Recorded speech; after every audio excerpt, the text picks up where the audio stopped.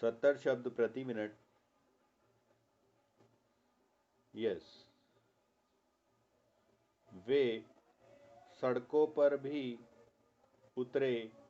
2011 और सरकारें भी गिराई। 2014 भारतीय युवा और उनके सपनों को कोई नहीं रोक सकता था।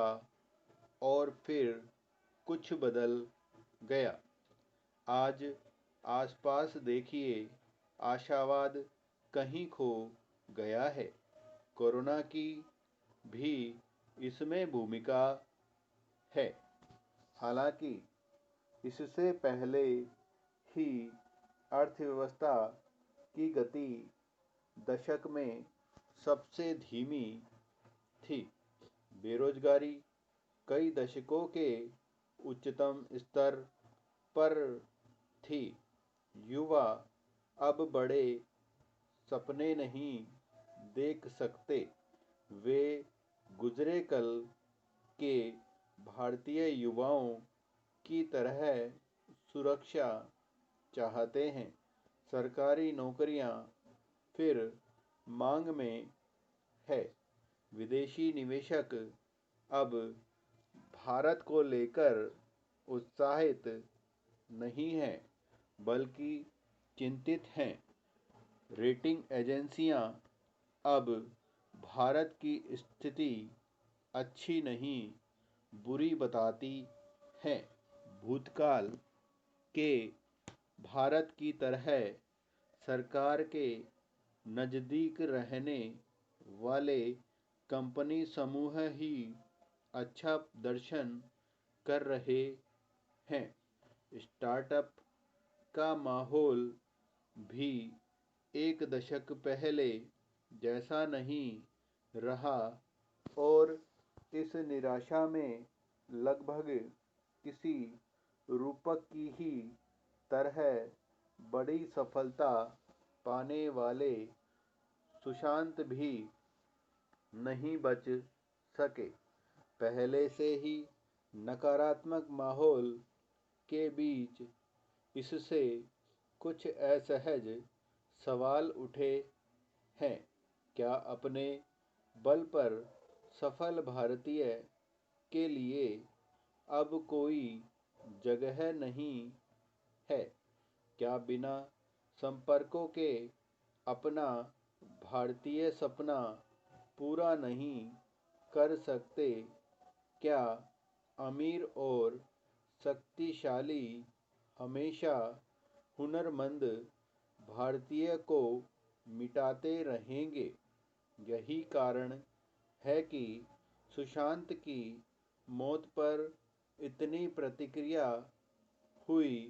बड़ा सवाल यह है कि क्या कुछ आशंकाएं सही हैं? क्या भारतीय महत्वाकांक्षा मर चुकी है और क्या हम उसे वापस ला सकते हैं? यह समझना जरूरी है कि ये हश्र क्यों हुआ।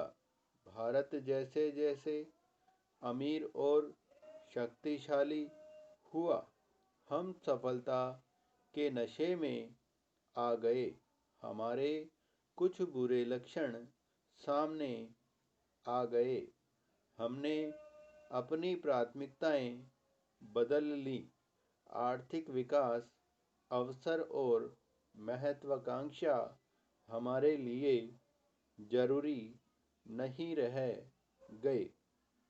हिंदू मुस्लिम, भारत पाकिस्तान और छाती पीटने वाला राष्ट्रवाद जरूरी हो गया। आखिर हमारी प्रति व्यक्ति आय 1990 के 300 से बढ़कर अब 2000 हो गई है। हमारे पास गर्व का कारण था। हालांकि विकसित दुनिया में यह 60,000 है। यानी हम अभी बहुत पीछे हैं। हमें सबसे ज़्यादा अर्थव्यवस्था पर ध्यान देने की ज़रूरत है।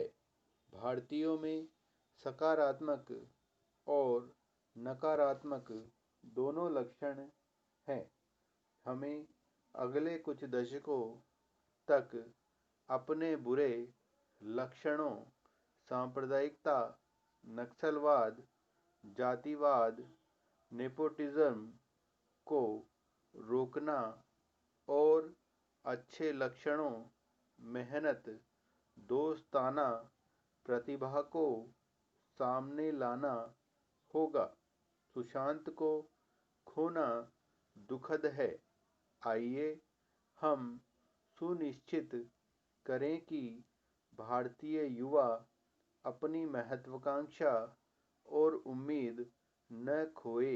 राज्य सरकारें अपनी रणनीति में जरूरी परिवर्तन करके टेस्टिंग को बढ़ाए। स्थिति सुधारने के लिए लॉकडाउन का इंतज़ार नहीं करना चाहिए। देश में अब कोरोना के मामले तेजी से बढ़ रहे हैं।